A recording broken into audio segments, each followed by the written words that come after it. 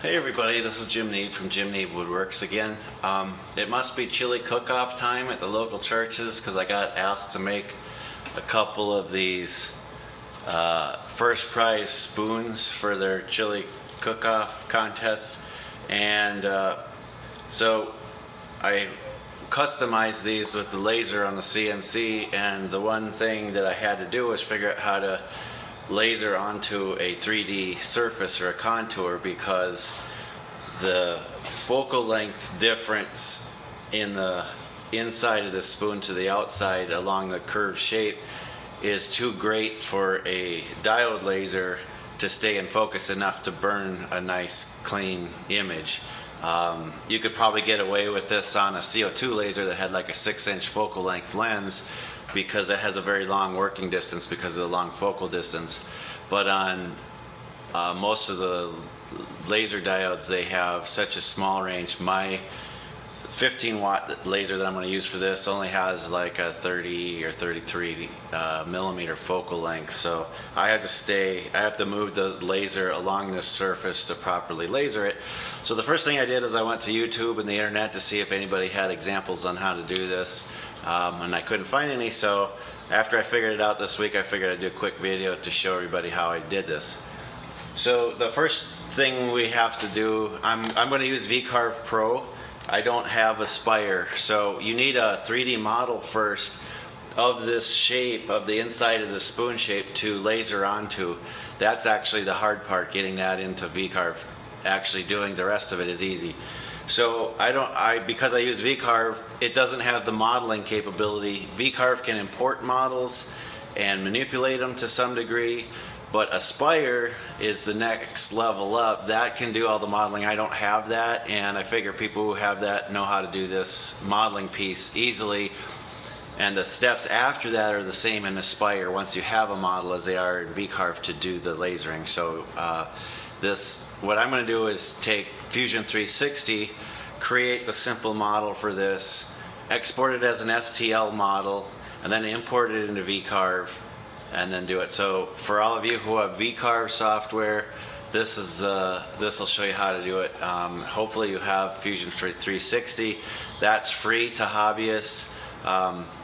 I find Fusion 360 very powerful but very frustrating because I don't use it enough to really learn it, and it's one of those software packages that's not very intuitive, so I simply don't use it enough to be good at it. So I'm going to show the model, but I'm not really going to show how to make the model, but I will link down below to a very good video that I followed to show me how to make this surface. So that person probably explained it a lot better than I would, because I'm not good at Fusion 360.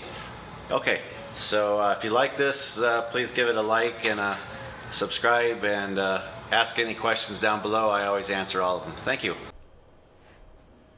Alright, the first thing we need to do is make a model of the spoon shape. So I don't need a whole model of a spoon. I'm not going to make that. I can literally buy these spoons, a nice hardwood spoon with a rubber handle, for $1.50 or $2, less than $2 at the 99-cent store. So there's no way I'm going to design up a whole spoon, turn it on my rotary unit in the CNC, which would take at least an hour or two maybe of runtime, and it would still be a couple bucks worth of wood. So I don't recommend making your spoons. I would just buy them, unless you want some like really nice hardwood, like if you want walnut or sapele or something, you're going to have to make them. But if you don't really care about what kind of wood it is, for a couple bucks you can get a really nice kind of oak looking one. They're probably some kind of Asian hardwood, but rather than oak, but they're very nice. So we just need the top surface here that's the concave shape that we're going to laser on. And we also want this, I call it the Z0 surface, but it's the top plane of the model. The reason I want that is that's my Z0 when I get it into Vectric, and I'm going to use that for my touch plate to set my initial focal point against. So we need that surface, and that I'll flip it over. You can see I didn't even bother. This is a hollowed out design, so all this really is an extruded, this this top's, whoops.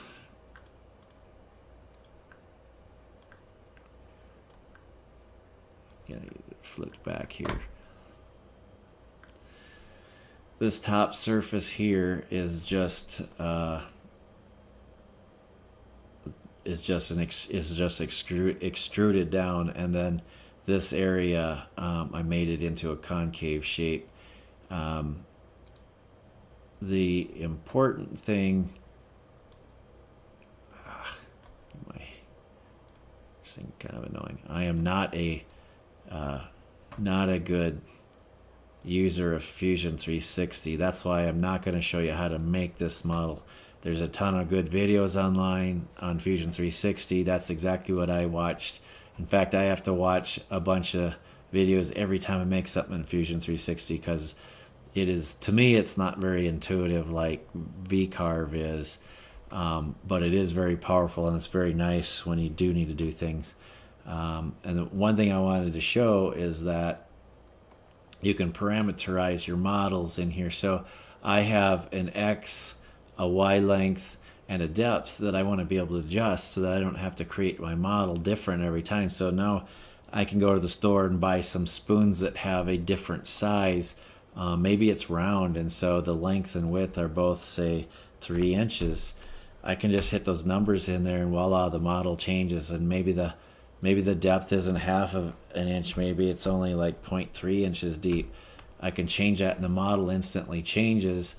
So all I have to do is make adjustments in this little table, and then re-export the file into Vectric, and I've got a whole new model to use. So as long as the shape is basically an elliptical shape between inside this circle to that depth in the middle, which most of the spoons are either that or they're just kind of a flat bottom cutout with a radius bit, and that one is essentially just flat, so you can laser that without a model. So every other one that's curved is more like just an ellipse like this, so this kind of works. So again, I'm not creating this model, I'm just kind of showing you what you definitely want the parameterized part. So I'm going to set it back to an oval shape, so that's what most of them look like, and the ones I am using look like. So this is what we got. So these two surfaces, we got the shape, the size of it we want, and now we just need to extract it. So we're going to go up to the File menu and say Export, and that's the model name. You can change the name to whatever you want. We'll just call it Spoon Model, and I want an STL file. That format is what reads in nicely to Vcarve, and I'm just going to put it up on the desktop. So we're going to say Export, and it's crunching away on it.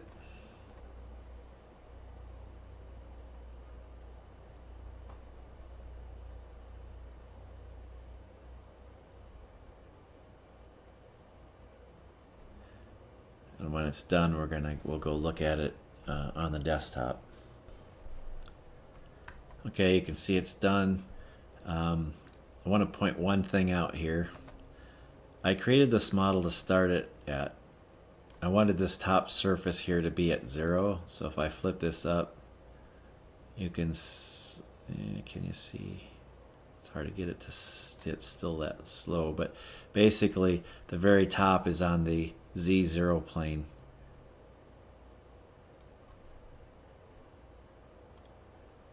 There we go. You can kind of see it from underneath, but this top is at Z0, and so the model actually projects down below in the negative Z direction, which is kind of it's what I wanted. So we're going to close this and go to the desktop, and here's the model we just created. Windows 11 has a 3D viewer built into it, and which reads as CL file. So this is what we got. So looks like it, just like it did. It's not rendered quite as pretty, but it looks it's the same model that we saw in Fusion 360, we've got the top flat surface and then the dished out part. It's hollowed underneath, which that area we don't care about. But so it looks good. So now we're gonna open it up in Vcarve Pro and import it and create the spoon. So the first thing we're going to do is create a new file. I'm going to center off the middle portion of the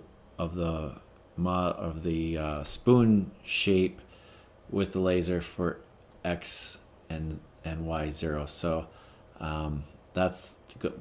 this is what we want, is it centered. We're just going to use the laser dot itself to kind of center it each time we burn it. 4 and 6, because it's centered, the material size doesn't really matter as long as it's bigger than the model itself. The thickness I have at 2 inches doesn't really matter. Again, we're going to center off the top anyhow, or Z0 is going to be set off the top of the material. So this is okay. So now we got our workpiece. Now we need to bring the model in. So we're going to go to File.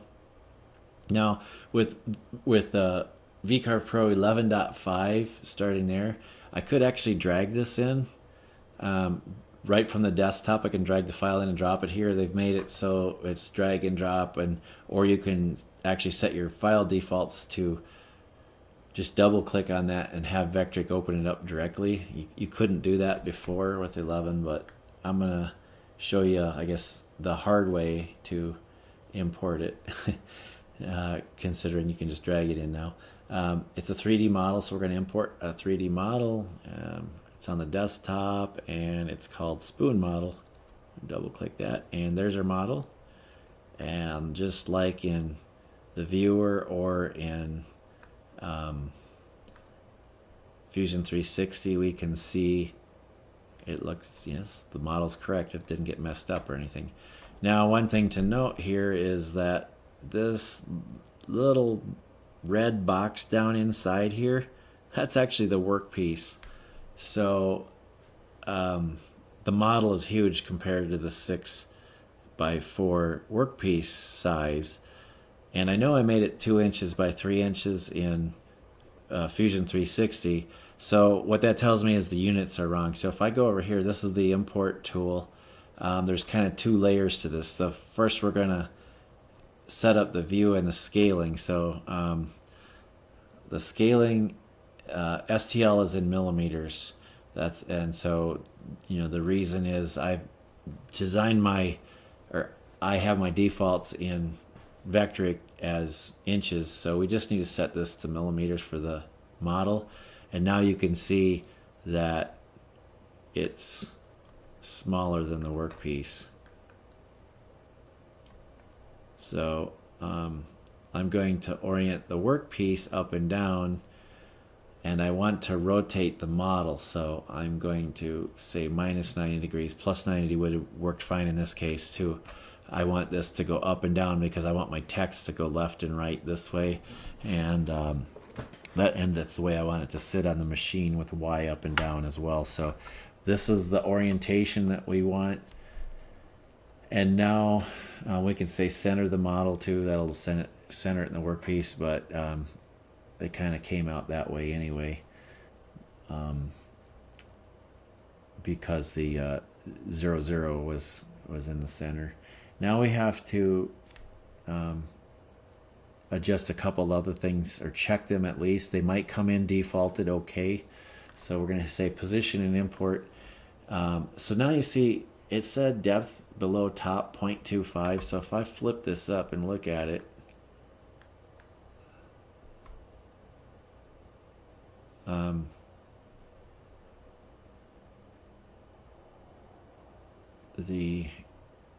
the model isn't where I want it to be. I want it to be at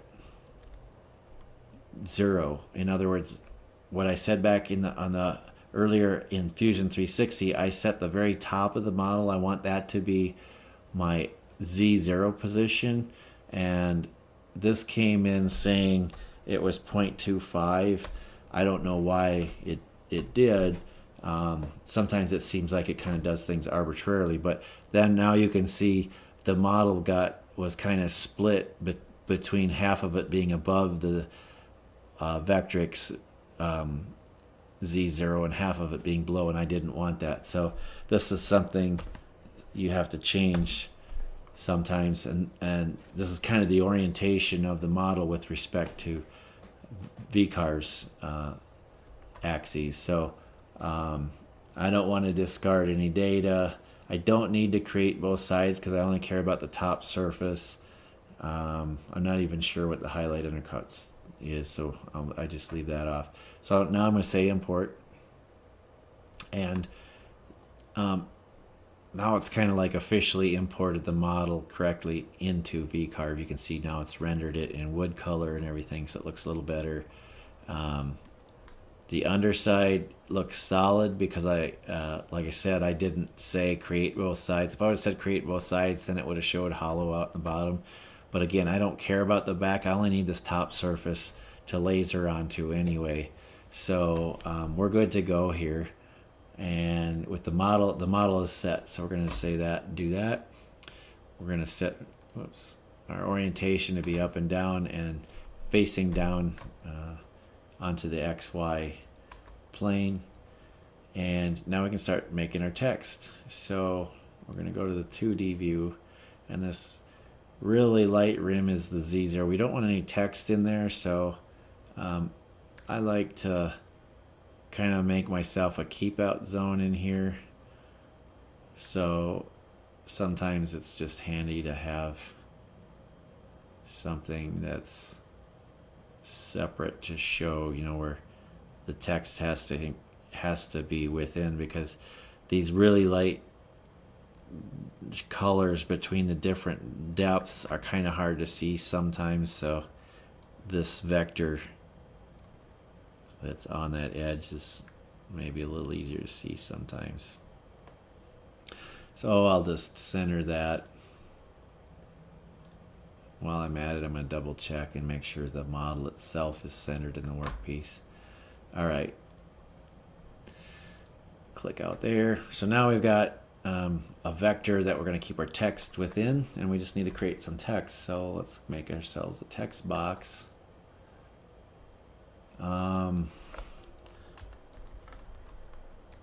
Here's spoon.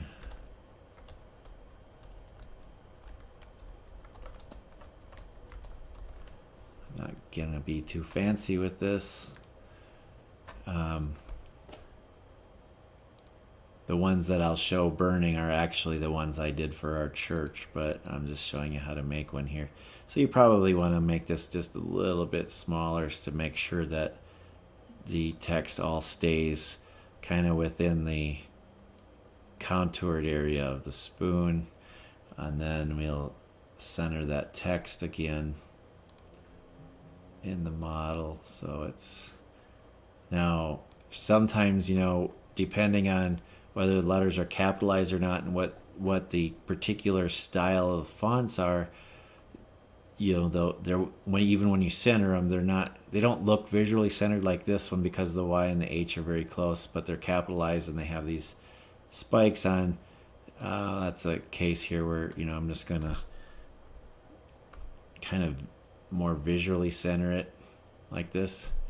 That looks a little bit better than where the actual center of the text box is. So now we've got our text. Let's go make our toolpath. This is just like regular laser work, only with kind of one exception. So we're going to make a laser cut and fill toolpath. I've got my 15 watt laser. That's my default. I have a 15 watt opt laser, and so a 40% power and 40 inches per minute speed. That's going to be about right to burn. It's probably going to burn about 30 thousandths deep. So it'll make a nice kind of recessed lettering in hardwood. In this case, these are, like I said, they're kind of like an oak-like hardwood spoon. It'll only take one pass. I'm going to do a hatch fill because I want to burn the whole letter back and make it deep. If you didn't want that, if you just wanted to do the outline, then you would just simply say cut on. But I'm going to hatch fill My laser beam is about 6 to 7 thousandths of an inch wide, so I usually use about a 10 thousandths of an inch overlap. If I want to burn it deeper, I can make that, say 5 thousandths overlap, so that the step over actually overlaps. That'll take twice as long because the filling takes longer, but I usually do about 10 thousandths for this. I'm going to set the hatch angle at 45 degrees and I clicked on crosshatch, so it's going to do two sets of perpendicular lines that are 40 to 45 degrees with respect to the X and 0 axis. And I check this outline here. That makes it do an outline around the crosshatch, so you get a nice crisp edge on that. So it's essentially, if you turn the crosshatch off, not crosshatch, if you turn the hatch off and just said cut on, you would get just the outline of the vectors. So that's what the outline does, is it preserves that outline and does the crosshatch inside. Now here's the one that we need to check, is project toolpath onto the 3D model. This is the button that really does the magic here for this contour. Is if you don't check this toolpath will just create a flat in the Z axis, or flat in the Z set of text. So your G code commands are all going to be X and Y moves, and this is just like any kind of laser work that you would do on a flat surface. But because we checked this project toolpath on the 3D model, now it says, oh, well, I'm going to follow the contour of this model, and that's going to be with respect to where Z0 is. And remember that we intentionally created this outside rim here on Z0, and we imported it and made sure that it's at Z0. So this top outside surface is where our Z0 is going to be set using our electronic touch plate. And then this dished out area of the model, the tool looks at that and it adjusts as it's adjusting X and Y for all of these spots that it's going to burn. It's also adjusting Z to make sure that it's at the same height with respect to the model surface. So if I set my laser, say 300 or 0.3 inches above Z0, if I set my Z0 at 300 thousandths of an inch above this surface, it's going to track all the way across here 300 thousandths of an inch above the model as the model changes below it. And that preserves my focus point on the laser all the way through here. So no matter what, I'm always in focus all the time, because that's really key for any laser that has a short focal length, like all of the LED or diode lasers do. So this is really important. So that's it. Oh, we just calculate it. Oops. Of course, I forgot to select the vectors. And make sure you don't select the line out here. You don't want to, well, maybe you do want to burn it on the spoon. It would make a nice little decorative effect, maybe, like if you wanted to burn some circular patterns or something out here, that's fine, but I don't want to in this case. Calculate that. If we go to the 2D view, you can see again the toolpath is centered in the ring like we wanted. We can go simulate it, see what it's going to preview like. One thing they did improve as well on Vcarve Pro 11.5, which just came out, is if you go to the laser toolpath, there's this maximum burn rate, and that's basically for simulation. And what it does is it lets you set kind of your darkest level. It kind of says what your max level of darkness is with respect to your actual move speed, and so it lets you get that darkness adjusted based on your feed rate and your burn power. It used to not have a very sensitive range, and so you kind of got almost nothing or real black. It's a little more, it has a little more resolution now. So if you have to play around with it kind of in the tool and on real wood to kind of figure out where to set that maximum value, but then it basically creates a gradient from there down in power so that you can kind of see, you know, how dark it is, but it's still just a pretty rough thing. In general, wood is so different between even the same species from one board to the other can burn differently just because of density differences between trees and stuff.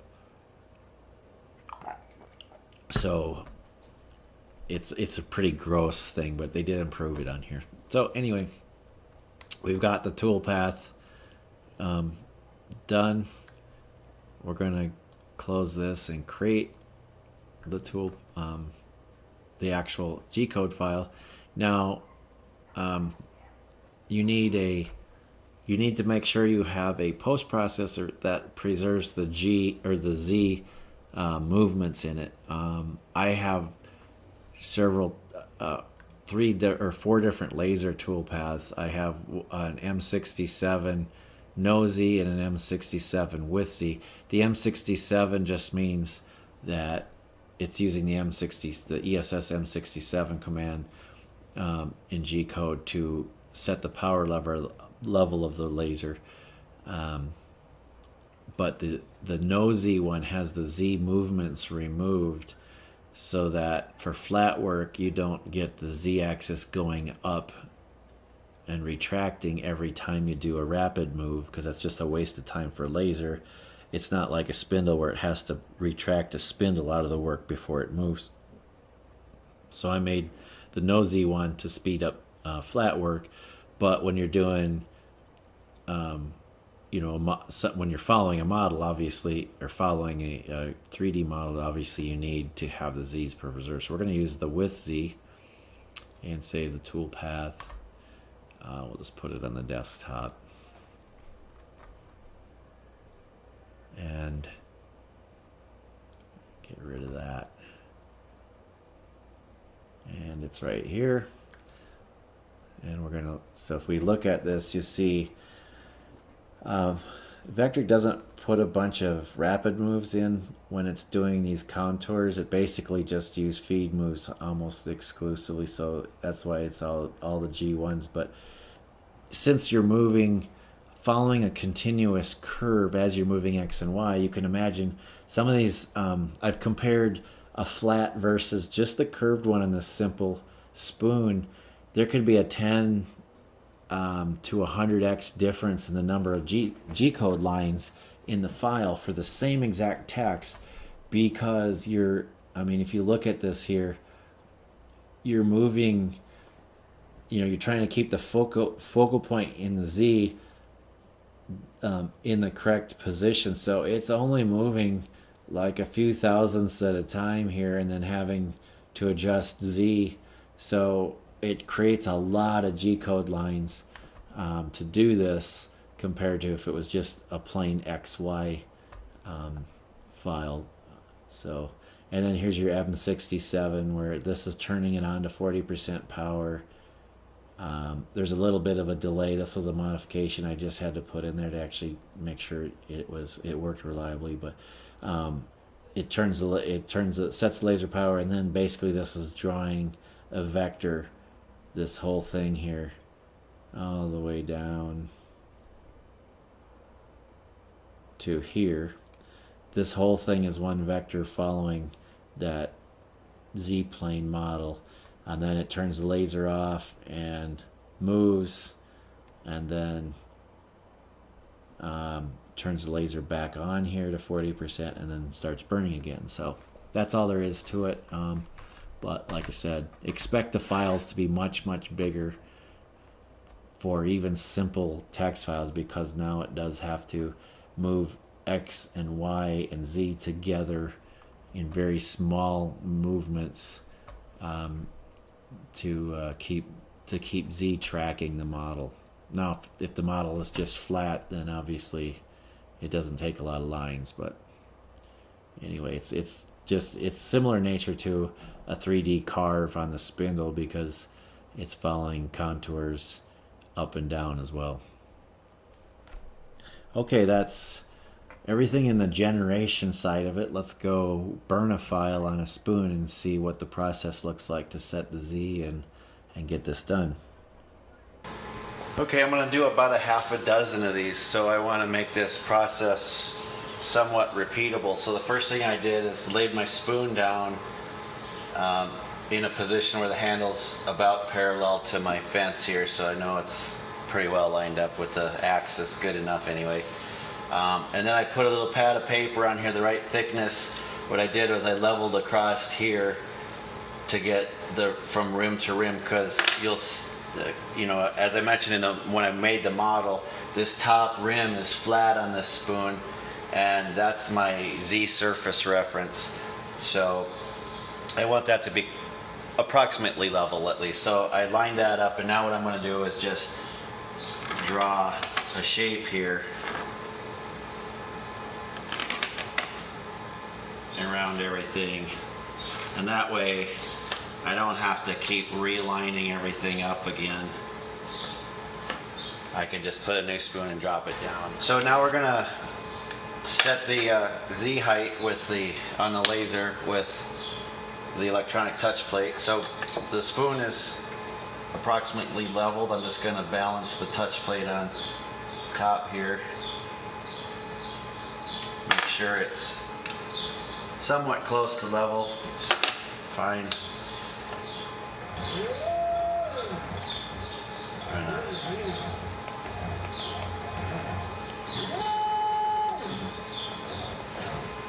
Run the touch plate routine.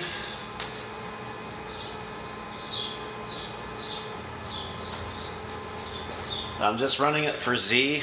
I'm going to do X and Y visually within the spoon body itself.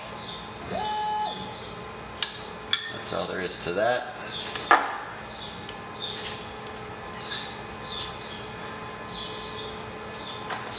So I am running my offset routine that I use to set the offset from the rod on my laser to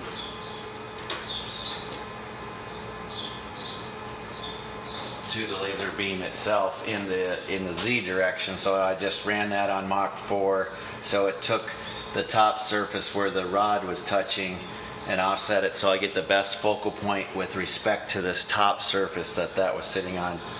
So now I need to find my XY center, and all I'm going to do is visually look for the center. So I turn my laser on a low test power, and I'm just simply going to jog to what looks like the best middle point.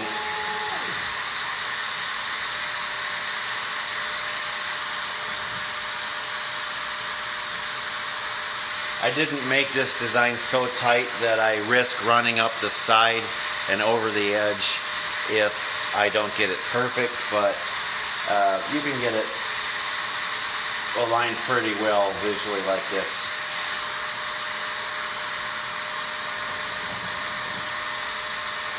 All right.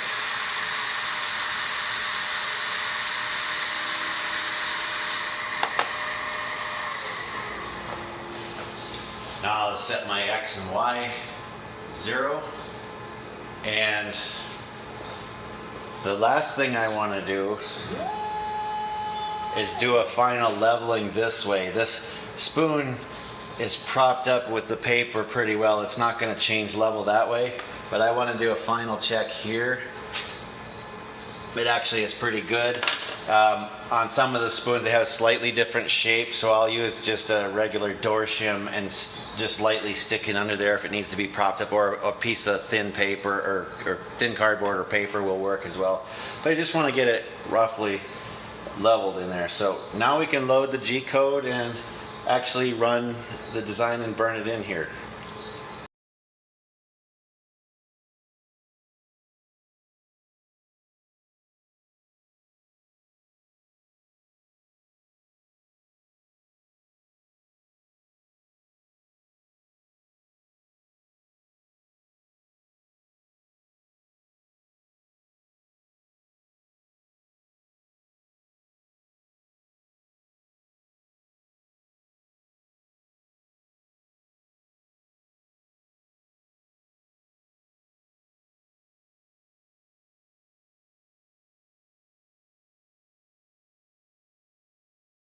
All right, this is how it looks coming right off the laser, and hopefully you can see it's nice and deep. That made this one actually went a little deeper, maybe 50 thousandths, so it's got a very nice pronounced cut for everything, and we just need to clean it up a little bit before it's ready. So what I like is either brass or stainless steel brushes like this. You can use these to get rid of the charring, and it doesn't really scratch up the wood.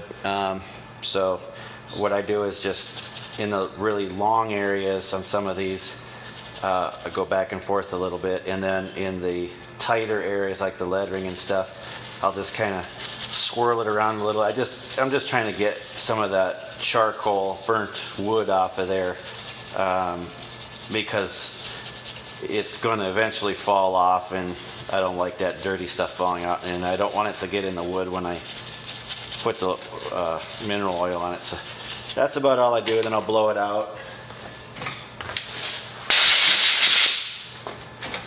And then usually there's a little bit of burning on the edge, and sometimes some of the tannins in the wood kind of get hot and bubble out.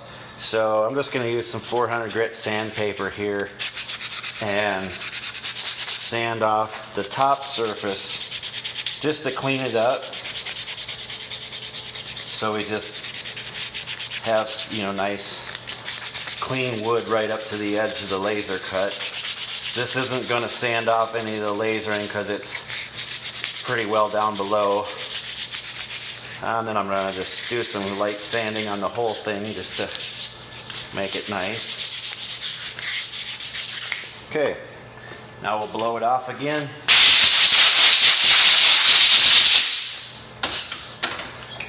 And I can see a little bit on one spot here,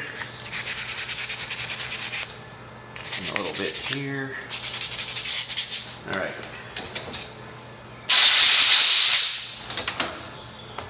Okay, this is finished now. I'm gonna put some mineral oil on. This is the same stuff I use on cutting boards. A lot of people make cutting board mineral oil. Don't buy that stuff. It's 3 to 4 times more expensive.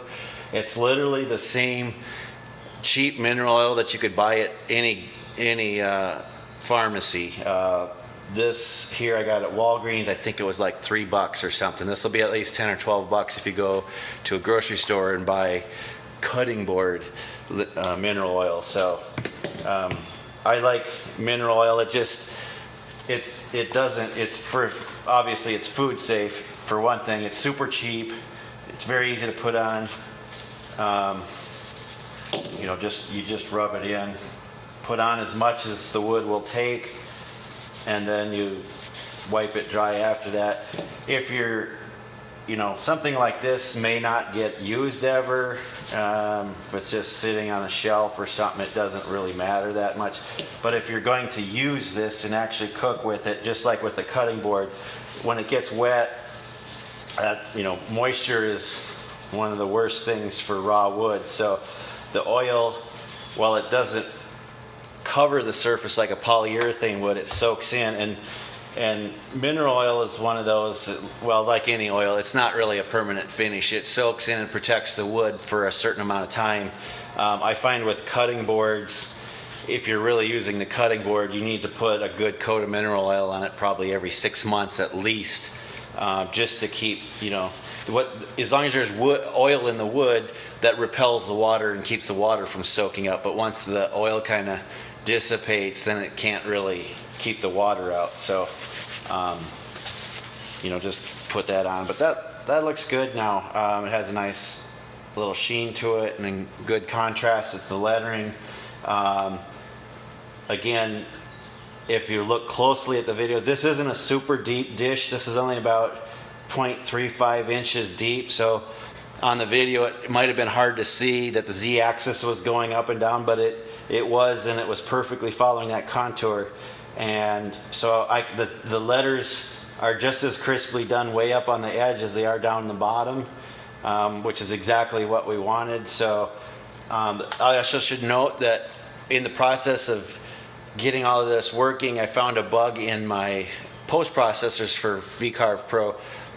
So anybody that's been using the post processors that I wrote for Vectric for lasers, I've updated those and reposted them on my Google Drive where I share those. I will also put a link for that down below. I changed all 4 post processors, both the flat ones and the ones for the rotary work. So if you want, feel free to download those. Basically, there was the laser power command needed a little bit of a delay in it to make sure that it always got processed, and because there's 3 axes going here at once, the ESS, I think it was the ESS plugin, probably wasn't able to keep up with all the commands because there's so much going on, and once in a while some of the commands got dropped to set the power up or to set it down. And so the delay fixed that, and so I updated those, so download those. The other thing I'll say is I got these at the 99-cent store. They were $1.99. They're a really nice quality spoon, actually. So I could have modeled the whole spoon and actually cut it out on the rotary unit and then lasered it. That would have cost me probably a couple of hours of machine time, and I would have spent more than $1 on the wood preparing it and all the extra time. So for stuff like this, charcuterie boards too, you can buy them so cheaply. Yeah, they're made in China, so if you don't like that aspect, maybe you want to make them at home. But in this case, I couldn't see a good reason for not just buying these and doing the customization of that. But you know, if you wanted a walnut one or sapele or something, then you would obviously have to make your own, because you're not going to find those in a store, and certainly not very cheap. But for just a simple oak one, these are nice spoons. So that's the whole project. Hope this was helpful. The process would be the exact same if you were going to laser on top of a really complicated model. So I thought this would be a good, simple way to show a basic step-to-step to get people, step-by-step process to get people going on lasering on top of 3D contours. So if you like this, please subscribe, please like the video, and if you have any questions at all, feel free to put something down in the comments. I'd be happy to answer your questions.